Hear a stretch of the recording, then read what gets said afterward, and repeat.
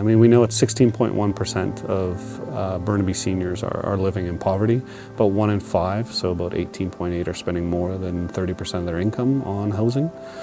So it puts them really at risk for homelessness, and we've seen a big increase in homelessness in our community. Once a month, calling, coming in, desperate to find solutions, trying to go to the residential tenancy branch to find options to try to fight their evictions. Unfortunately, there's just not. The landlords have the ability to evict, to do these things. And so it leaves a tenant really with few options.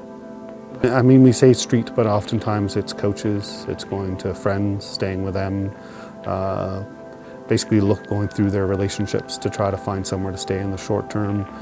Oftentimes it means moving into really, really low standard housing that they might be sharing multiple individuals in a basement suite that really isn't ideal for anybody, let alone the number of people they're squeezing into it. There's about 6,000 seniors right now on BC Housing's list, on the wait list, to get into a BC Housing unit. And new units haven't been built for a long time.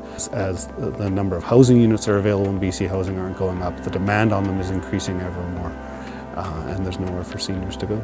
These 3-story walk-ups that have been built in the 1960s and 70s that are aging and need to have some changes done to them, need some renovations done, landlords are choosing instead to sell to developers for lots and lots of money, and they come in, tear those low-rises down and build really, really tall high-rises with multiple one-bedroom units that go for way over what anyone can afford in our communities. They're pulling out a constant income now that hasn't kept up with inflation. And we know that the cost of living in Metro Vancouver and in Burnaby go up and up and up at exponential rates, while their income doesn't.